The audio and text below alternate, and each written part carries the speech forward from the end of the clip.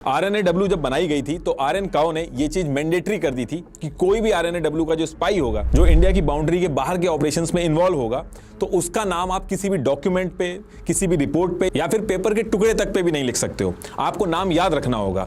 किसी भी डिपार्टमेंट के बाहर कोई ऑफिसर के नेम प्लेट नहीं होते थे और RNAW में कोई डेजिग्नेशन नहीं होती थी। जो सीनियर ऑफिसर्स होते थे उनको सेक्रेटरी बोला जाता था और जो जूनियर ऑफिसर्स होते थे उनको अंडर सेक्रेटरी बोला जाता था। बस यही दो डेजिग्नेशन होती थी। अब ये सब सेटअप करने के बाद RNAW का जो नेक्स्ट टास्क था वो अपने स्पाइस को ट्रेन करके इंडिया के बॉर्डर के बाहर प्लांट करना, ताकि इंफॉर्मेशन आ सके। और ये जो टास्क था ये फॉरेन सेक्रेटरी TN कॉल को दिया गया था। इन्होंने क्या किया, इंडिया के बाहर जो एम्बेसीज थी वहां पे फेक जॉब रिक्वायरमेंट क्रिएट की और फिर इन जॉब्स को भरने के बहाने RNAW के जो स्पाइस थे उनकी आइडेंटिटी चेंज करके उनको अलग अलग देशों में भेजा गया। जितने भी स्पाइस थे इनको बाहर सेटअप करने के बाद RNAW ने इंडिया के बॉर्डर पे मॉनिटरिंग स्टेशंस लगाए और SIGINT सिग्नल इंटेलिजेंस के थ्रू बॉर्डर से ही कम्युनिकेशन ट्रेस करना स्टार्ट किया, जो भी उनकी रेंज में आता था। अब जब ये RNAW की एक्टिविटी स्टार्ट हुई तो उसके कुछ ही महीनों में IB और मिनिस्ट्री ऑफ एक्सटर्नल अफेयर जो थी इनकी इंपॉर्टेंस कम हुई और सारा फोकस जो था वो RNAW पे ज्यादा जा रहा था। उनकी इंपॉर्टेंस बढ़ रही थी। इनफैक्ट IB के जो डायरेक्टर थे SP वर्मा और MML हुजा जो थे वो तो RNAW के बनने के टाइम पे ही क्वेश्चन कर दिया था कि ये सही नहीं है। और इस इंटरनल कॉन्फ्लिक्ट की वजह से RNAW की वर्किंग में बहुत दिक्कत आने लगी। IB के जो MML हुजा थे उन्होंने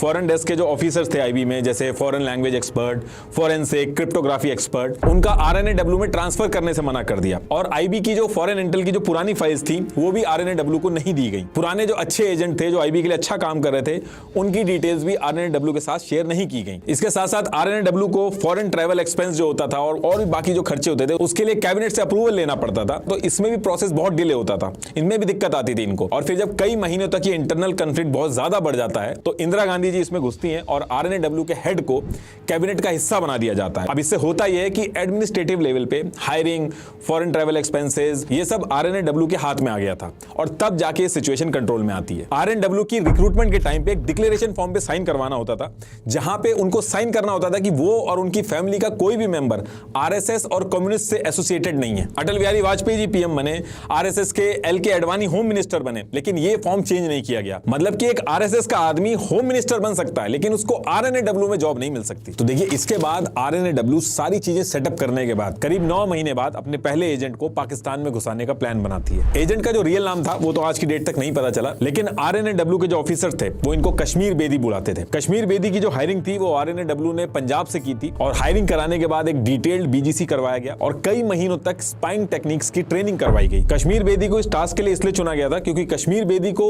इस्लामिक ट्रेडिशन और पंजाबी और उर्दू जो लैंग्वेज थी वो पहले से ही आती थी। और ये सारी चीजें की इसलिए जा रही थी क्योंकि उस पर्टिकुलर टाइम पे KN राव जो थे वो पड़ोसी देश जो थे वहां की इंफॉर्मेशन ट्रेस करने के लिए इंडिया और पाकिस्तान के बॉर्डर पे एयरक्राफ्ट पे कैमरा लगा के जो पाकिस्तान की साइड वाला एरिया था उसकी फोटोग्राफ्स निकालते थे और फिर ये फोटोग्राफ जो होती थी वो फोटो इंटरसेप्शन डिपार्टमेंट में जाती थी और फिर उस इमेज के बेसिस पे इंफॉर्मेशन कलेक्ट की जाती थी कि पाकिस्तान वाले एरिया में क्या क्या चीजें चल रही हैं। लेकिन ये जो पूरी चीज चल रही थी इसमें दिक्कत ये थी कि जो कैमरे थे उनकी जो रेंज थी वो खाली 70 किलोमीटर तक की थी और जो फोटोग्राफ्स भी आती थी वो उतनी क्लियर नहीं आती थी, जिसको समझने में बहुत दिक्कत आती थी। तो इस चीज से निपटने के लिए ये डिसाइड हुआ कि अगर हमारा कोई एजेंट उस एरिया में चले जाए और टाइम टू टाइम अगर फोटोग्राफ्स देता रहेगा तो उससे हमें और क्लैरिटी आएगी कि पाकिस्तान वाले एरिया में क्या चल रहा है। और इसी टास्क को कंप्लीट करने के लिए जो कश्मीर बेदी थे उनको सेलेक्ट किया गया था। अब इसके बाद कश्मीर बेदी का नाम बदल के मोहम्मद इब्राहिम कर दिया जाता है और फिर इनको 2 पाकिस्तानी सिटीजन्स की मदद के थ्रू इनको बॉर्डर क्रॉस कराया जाता है। ये जो पूरा ऑपरेशन था इसको आरएन काओ दिल्ली से चला रहे थे और जब कश्मीर बेदी पाकिस्तान पहुंच जाते हैं तो प्लान के हिसाब से वो वहां की सारी इंफॉर्मेशन रेडियो सिग्नल के थ्रू